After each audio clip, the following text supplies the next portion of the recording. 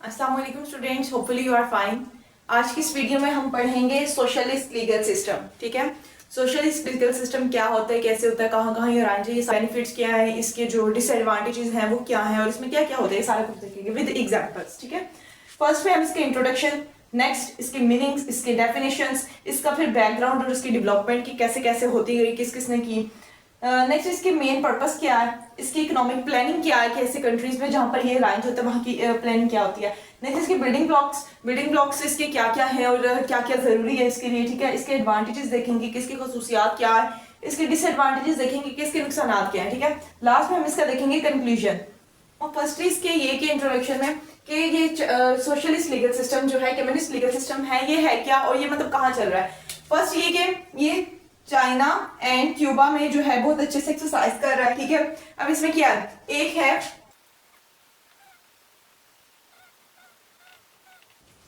जैसे कि हम सबको पता है कि चाइना जो है वो बहुत डेवलप कंट्री है और अभी भी डेवलपिंग कर रहा है। ठीक है, और इसमें ना चाइना में एक है चाइनीज नेशनल पीपल कांग्रेस। ठीक है, जो लेजिस्लेटिव बॉडी है, जो है लॉ मेक करती है पीपल्स के लिए। ठीक है, और एक है कम्युनिस्ट पार्टी ऑफ चाइना। ठीक है, ये जो कम्युनिस्ट पार्टी ऑफ चाइना है ना, ये बहुत इंपॉर्टेंट जो है वो रोल प्ले करती है। ठीक है, और मतलब लेजिस्लेटिव बॉडी से भी ज्यादा ये प्ले करती है और ये बेस होती है कम्युनिस्ट प्रिंसिपल्स पर। ठीक है, कि मतलब जो सोशलिस्ट कम्युनिस्ट जो प्रिंसिपल्स हैं वो दिए हैं कार्ल मार्क्स ने, वो हम इसकी डेवलपमेंट और इसकी बैकग्राउंड में बहुत अच्छे से उसके अबाउट डिस्कस करेंगे। ठीक है, उसने कुछ प्रिंसिपल्स वगैरह दिए अपनी बुक में, उसके ऊपर बेस करती है ये।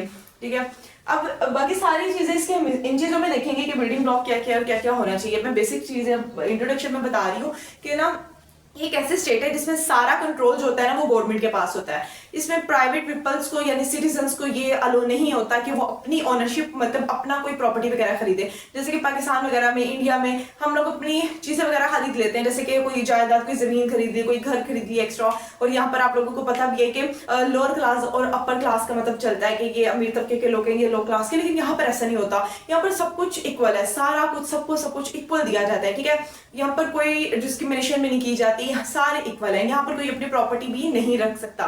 ठीक है, इवन कि यहाँ पर इतनी इक्वालिटी है कि एक ना पॉलिसी बनी थी, वन चाइल्ड पॉलिसी बनी थी। ठीक है, ये बनी थी 1979 से 2015 तक ये चली थी।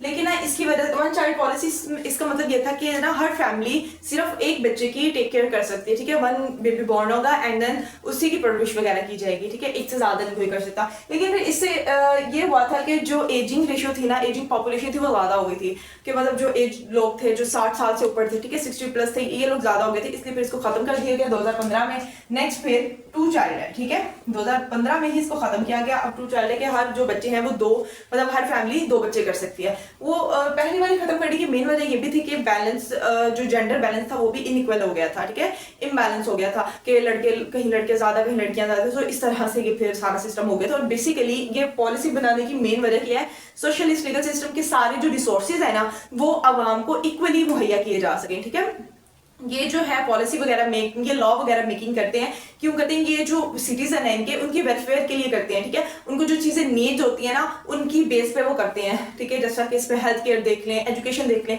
अच्छा, वहां पर ना मतलब हर एक को अलो है, हर एक को कंपल्सरी है कि वो ना 9 ईयर्स की जो एजुकेशन है वो ले। ठीक है, 9 ईयर्स की। ये तकरीबन 6 ईयर से 15 ईयर्स तक का टाइम पीरियड हो सकते हैं बच्चे का। लेकिन अगर किसी के पेरेंट्स अपने बच्चे को नहीं एजुकेशन दिलवाते तो उनके ऊपर लीगल एक्शन किया जाता है, तो ये सारा कुछ देखा जाता है। ठीक है, तो ये कंपल्सरी है कि उनको एजुकेशन लेना होगा। ठीक है, तो बहुत से बेनिफिट्स वगैरह इन सबको दिए गए हैं। तो इसका बेसिकली यही मकसद है कि कलेक्टिव ओनरशिप होती है, सारा कुछ जो कंट्रोल होता है वो स्टेट के हाथ में होता है, स्टेट जैसे चाहती है वैसे करती है, किसी को अलो नहीं है कि वो अपनी अलग से प्रॉपर्टी वगैरह मेक करे। ठीक है, आइए अब इसकी मीनिंग और डेफिनेशन वगैरह पढ़ते हैं। अब इसकी मीनिंग में सबसे पहले है स्टेट कंट्रोल्ड, कि जो स्टेट होती है ना वो सारा कुछ कंट्रोल करती है। और इक्वालिटी होती है, इक्वालिटी पे फोकस किया जाता है। और एक लीगल फ्रेमवर्क जो होता है ना, मतलब वो तश्कील होता है जिसमें इक्वालिटी पे फोकस किया जाता है कि सब लोगों को इक्वल चीजें दी जाएंगी और स्टेट के पास सारा कंट्रोल होता है। नेक्स्ट इसकी मीनिंग आ जाते हैं, मतलब ये भी मीनिंग है, सेकंड मीनिंग है इसका, a system which mean production, कि एक सिस्टम है जिसका मतलब, जिसके अंदर जो प्रोडक्शन और जो है ना डिस्ट्रीब्यूशन। प्रोडक्शन का मतलब है कि पैदावार, मतलब कोई चीज बनाना, पैदा करना वगैरह, मतलब लॉ वगैरह बनाना भी कह सकते हैं। ठीक है, और डिस्ट्रीब्यूशन के मतलब तकसीम करना, ठीक है। आर कंट्रोल्ड, कंट्रोल होता है किसके जरिए, बाय द गवर्नमेंट, गवर्नमेंट के जरिए सारा कुछ कंट्रोल होता है, यानी कि जितनी भी वहाँ पर प्रोडक्शन वगैरह होती है ना वो सब डिस्ट्रीब्यूशन की जाती है दूसरे अदर्स जो सिटीजन वगैरह इक्वली, ठीक है। इक्वल डिस्ट्रीब्यूट किया जाता है, तकसीम किया जाता है। एक ऐसा सिस्टम है जिसमें प्रोडक्शन और डिस्ट्रीब्यूशन को मतलब कंट्रोल होती है किसके हाथ, गवर्नमेंट के हाथ, गवर्नमेंट देती है। नेक्स्ट इसकी डेफिनेशन आ जाती है, A socialist legal system कि जो socialist legal system है is a state controlled legal framework, ठीक है।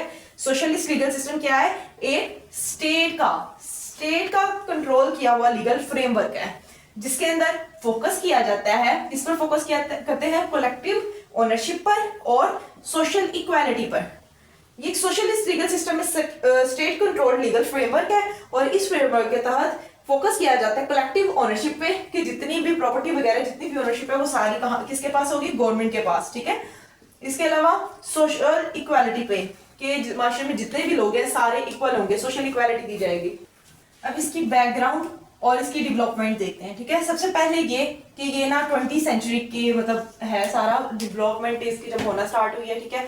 और ये इंस्पायर्ड हुआ था आइडिया से, किसके आइडिया से, कार्ल मार्क्स के, ठीक है।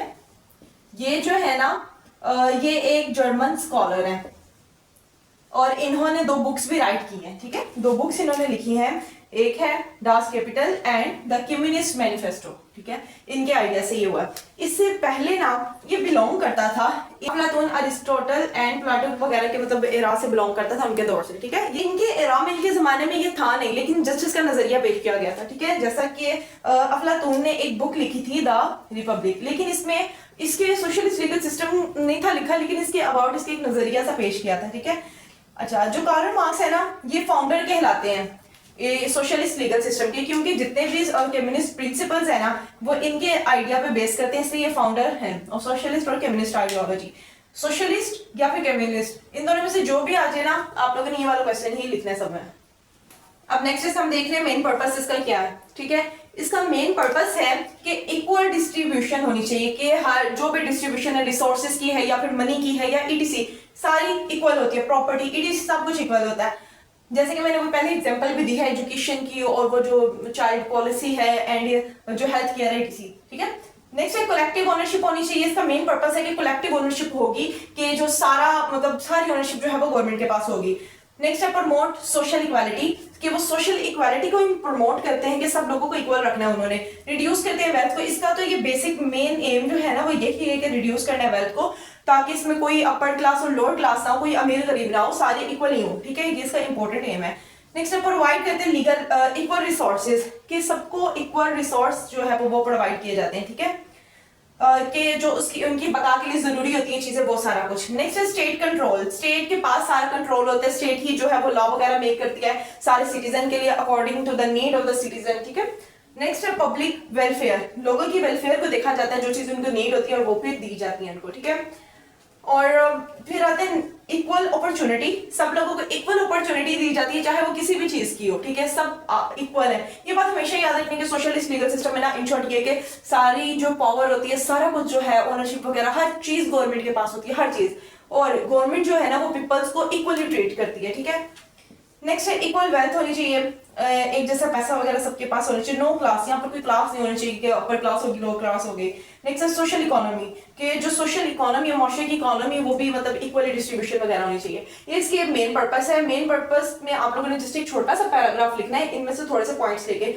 बेसिकली मैंने आपको सारे इसलिए बता दिए कि ये एडवांटेजेस भी इसके हो सकते हैं, ठीक है। सोशलिस्ट लीगल सिस्टम के एडवांटेजेस भी हो सकते हैं। एडवांटेजेस में आप इसकी मेन पर्पस वाले जितने भी पॉइंट्स और इसके जो बिल्डिंग ब्लॉक्स में बता रही हूँ इसमें जो पॉइंट्स हैं इनमें से आप कोई भी पॉइंट, सारे बेसिक पॉइंट्स आप लोग इसके एडवांटेजेस में लिख सकते हैं। हमारा एडवांटेजेस वाला भी जो है वो कंप्लीट हो गया टॉपिक, ओके। बिल्डिंग ब्लॉक्स में सबसे पहले कलेक्टिव ओनरशिप। बिल्डिंग ब्लॉक सबसे पहले होता क्या है, ये मतलब जैसे कि एक बिल्डिंग है ना, ठीक है। एक बिल्डिंग में क्या कुछ है, कमरे वगैरह है, कमरे किससे बने, ईंटें हैं, सरिया है, सिंगिया है, ईटीसी, ठीक है। जो जो चीजें रिक्वायर्ड होती हैं कि मतलब ये चीजें जरूरी है एक बिल्डिंग में, ठीक है। ये इन सिंपल वैसे मैं आप लोगों को समझाने के लिए बता रही हूँ, ठीक है। तो जो जो चीजें जरूरी है ना वो ये है। अब building blocks socialist legal system की क्या है कि मतलब क्या क्या चीजें सोशलिस्ट लीगल सिस्टम है। सबसे पहले की कलेक्टिव ओनरशिप होती है, सारा कंट्रोल जो होता है वो गवर्नमेंट के पास होता है, स्टेट कंट्रोल, ठीक है। और इकोनॉमिक प्लानिंग होती है, ठीक है। इकोनॉमिक प्लानिंग कैसे होती है इसके बाद मैं आप लोगों को बताती हूँ। सोशल इक्वालिटी होती है कि सब लोग जो है वो इक्वल होते हैं, वर्कर्स के राइट दिए जाते हैं। जो है ना इकोनॉमिक प्लानिंग में वो ये भी देखा जाता है कि उनको क्या खर्च करना है, कैसे खर्च करना है, कितना करना है और कहाँ करना है, मतलब ये सारा कुछ देखा जाता है। इक्वालिटी देखी जाती है कि किसी लोगों के पास मतलब ज्यादा कम तो नहीं आ गया वगैरह। वर्कर्स के राइट होते हैं कि कैसे उन्होंने काम कितना किया और उनको पे वगैरह जितनी दी जा रही है वगैरह सारा कुछ, ठीक है। पब्लिक वेलफेयर भी होती है इसमें कि लोगों की जरूरियात के मुताबिक चीजें दी जाती हैं, ठीक है। एलिमिनेशन ऑफ कंपटीशन, कंपटीशन या जो कंपटीशन की सालियत होती है वो यहाँ खत्म हो जाती है कि यहाँ पर ये होता है कि मतलब पता तो होता है कि हमने ये काम करना है, उसकी हमें इतनी पे मिलनी है, ठीक है। हम यहाँ पर ये नहीं सोच सकते कि हम अपना कोई बिजनेस वगैरह स्टार्ट करेंगे। सो इसी वजह से एलिमिनेशन ऑफ कंपटीशन होता है, कंपटीशन नहीं होता वहां पे, ठीक है। ये इसका एक डीमेरिट भी है कि कंपटीशन नहीं होता, वो मैं आपको उसमें एक्सप्लेन करूंगी कि कैसे डीमेरिट है। नेक्स्ट है elimination of private ownership, private ownership जो है वहां पर नहीं होती, जैसे कि मैंने बताया सारा कुछ गवर्नमेंट के पास होता है। एलिमिनेशन खत्म हो जाता है प्राइवेट ओनरशिप का। क्लासलेस सोसाइटी, सोसाइटी में क्लासलेस होती है कि यहाँ पर कोई अपर क्लास लोअर क्लास नहीं होती, ठीक है। तो अब इसका ये मेन पर्पस भी हो गया, इसके एडवांटेजेस भी हो गए और इसके ये बिल्डिंग ब्लॉक्स है, ये मेन पर्पस है। एडवांटेजेस में आप इन दोनों में से जो भी पॉइंट्स देख सकते हैं, ठीक है। तो इस तरह से हमारे 3 कवर्स हो जाते हैं। अच्छा, मैं इसीलिए कि आप सब लोगों को इतने ज्यादा पॉइंट्स करवा के उसके बाद सब पॉइंट्स भी इनकी मेन हेडिंग के बाद इसके सब पॉइंट्स भी करवा देती है ताकि एग्जामिनर जो भी पूछे आपको उसका आंसर आता हो। वो ऐसा नहीं है कि वो सारा कुछ इकट्ठा पूछेगा, या तो सोशलिस्ट लीगल सिस्टम को कहेगा डिफाइन करें और उसके साथ इसके एडवांटेजेस बता दें, या कहेगा इसको डिफाइन करें और उसके डिसएडवांटेजेस बता दें, मतलब एक चीज पूछ दें। लेकिन मैं वीडियो मतलब एक ही वीडियो में सारा कुछ कवर कर देती हूँ। इसके डिसएडवांटेजेस जो है, डीमेरिट जो है वो ज्यादा पूछे जाते हैं, ठीक है। ये इंपॉर्टेंट भी है, ये मैं अब करवाती हूँ। नेक्स्ट इसके डिसएडवांटेजेस आ जाते हैं। इसमें सबसे पहले लिमिटेड चॉइस, की चॉइस जो है ना इसमें लिमिटेड होती है। कोई भी पर्सन जो है अपना कारोबार वगैरह स्टार्ट नहीं कर सकता, अपना खुद का बिजनेस स्टार्ट नहीं कर सकता, क्योंकि हमें पता है कि जो सारी पावर तो स्टेट के पास है, उसी ने करना है जो करना है। तो इस वजह से अपना बिजनेस स्टार्ट नहीं कर सकते, ठीक है। Next no freedom of choice, choice की कोई फ्रीडम नहीं है वहां पे कि हम ये नहीं कर सकते कि हम ये वाला काम भी साथ कर रहे हैं, जैसे कि पाकिस्तान में अक्सर लोग करते हैं, 2-2 वर्क कर रहे होते हैं, 3 दिन कर रहे होते हैं, बिजनेस भी अपना कर रहे होते हैं साथ। तो ऐसा नहीं है वहां पर, ठीक है। फ्रीडम नहीं होती वहां पे, एक ही काम कर रहे होते हैं। नेक्स्ट है स्लो इकोनॉमी, इकोनॉमी स्लो होती है क्योंकि जब लोग अपना मतलब अपनी मर्जी का नहीं कमा सकते, वहां पर सब लोग उतना काम करते हैं और उतनी ही मतलब एक जितनी ही पे मिलती है, तो इस वजह से स्लो इकोनॉमी होती है जो कि बैड इफेक्ट कर सकती है उस पर, ठीक है। मतलब पूरी कंट्री पे, पूरी सोसाइटी पे जो है बैड इफेक्ट कर सकती है स्लो इकोनॉमी। लेस कंपटीशन होता है, जैसा कि मैंने इसको पहले भी एक्सप्लेन किया था कि लेस होता है कंपटीशन, क्योंकि सबको पता होता है सबको एक जितनी पे मिलनी है, तो इस वजह से कोई जो है ज्यादा मेहनत वगैरह नहीं करता इतनी ज्यादा गुड वर्क करे, क्योंकि उनको पता है कि जैसा भी वर्क करें उनको पे एक जितनी मिलनी होती है और वर्क भी उनको बताया जाता है कि क्या क्या करना है, ठीक है। तो कॉम्पिटिशन की जो एक एबिलिटी होती है ना वो खत्म हो जाती है।